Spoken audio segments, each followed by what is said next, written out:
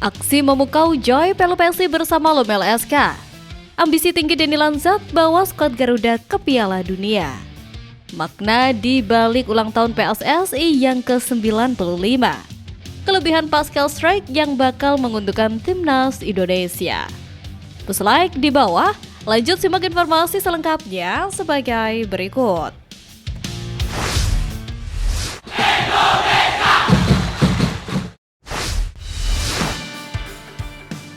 Makna di balik ulang tahun PSSI yang ke-95.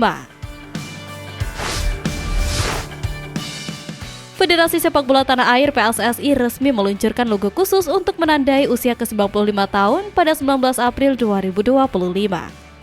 Logo tersebut bukan sekedar simbol perayaan, tapi pernyataan tegas. Logo baru dirancang dengan pendekatan modern dan minimalis. Di balik bentuknya yang sederhana, tersimpan filosofi kuat tentang arah, semangat, dan transformasi. Angka 9 dan 5 digabungkan dalam desain dinamis, dengan elemen bulat di atas angka 9 yang menyerupai bola, melambangkan nyawa dan jiwa olahraga Indonesia yang terus menyala.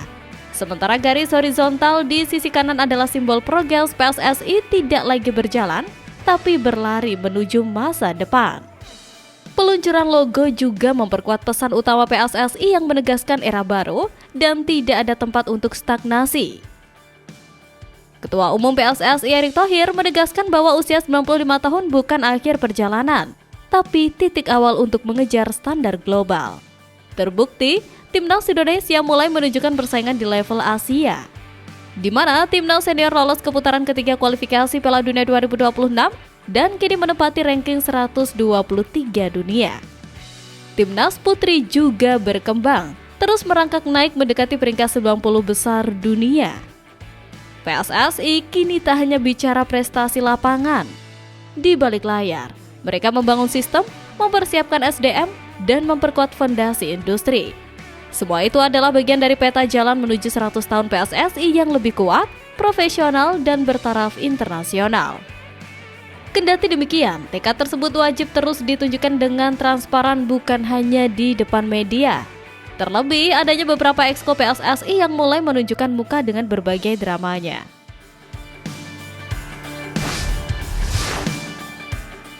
Ambisi tinggi Denny Lanzat bawa skuad Garuda ke Piala Dunia. Perjuangan untuk bisa merumput di Piala Dunia 2026 belum berakhir. Timnas Indonesia masih harus menjadi pemenang di 2 laga terakhir. Meski demikian, tak sedikit juga yang justru berpikir bahwa Indonesia bisa menang melawan Cina tapi mustahil jadi pemenang saat melawan Jepang. Jika hal itu terjadi, maka skuad kemungkinan akan finish di peringkat ketiga atau keempat. Di mana hal itu berpeluang membuat skuad Garuda akan melaju ke putaran keempat kualifikasi Piala Dunia 2026. Menanggapi hal tersebut, Denny Lanzat yang dipercaya sebagai tangan kanan Patrick Kluivert menegaskan masih optimis. Meski punya waktu singkat dalam hal persiapan, Denny mengatakan bahwa bagian tersebut sudah dijalani. Kini, ia bersama timnya sudah mulai fokus untuk mencari pemain yang akan dipasang saat laga hingga menganalisis permainan mereka. Terbukti, para staf pelatih timnas Indonesia sudah mulai menyebar di Eropa.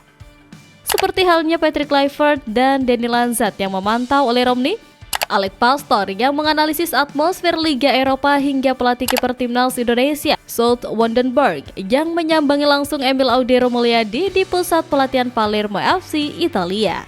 Dengan kerja keras itu, Denny Lanzat mengakui bahwa skuad Garuda akan menunjukkan perlawanan maksimal di sisa laga.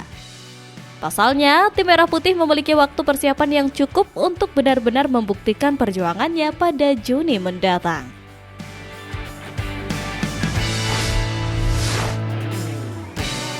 Kelebihan Pascal Strike yang bakal menguntungkan timnas Indonesia.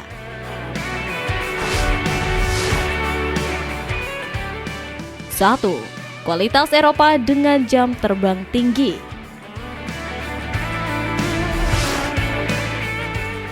Pascal Strike bukan pemain sembarangan. Sejak debutnya bersama Leeds United pada 2019, ia terus menjadi bagian penting dalam skuad utama, baik ketika tim bermain di Premier League maupun kini di Championship. Musim ini, Struijk tampil solid dalam 35 pertandingan dan bahkan mencetak 5 gol. Prestasi yang impresif untuk seorang bek tengah. Pengalaman bermain di level kompetitif Eropa tentu menjadi nilai lebih, mengingat pemain timnas Indonesia itu berpengalaman jika nantinya mentas di Piala Dunia 2026.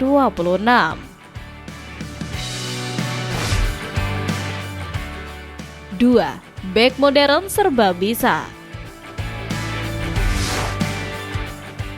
Salah satu keunggulan utama Struijk adalah fleksibilitasnya di lapangan. Berdasarkan data Transfermarkt, ia tidak hanya mampu bermain sebagai bek tengah, tapi juga bisa diandalkan sebagai bek kiri hingga gelandang bertahan.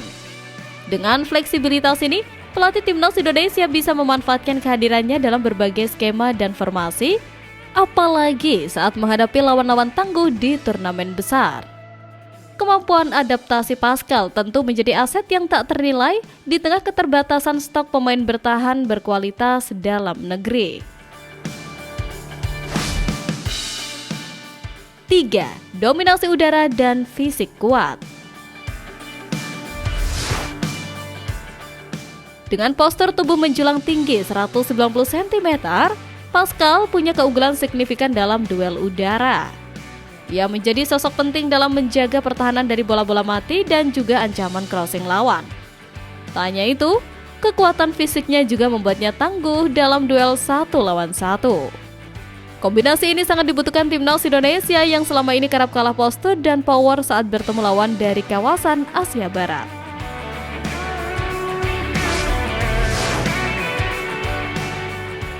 Aksi memukau Joy Pelupessy bersama Lomel SK.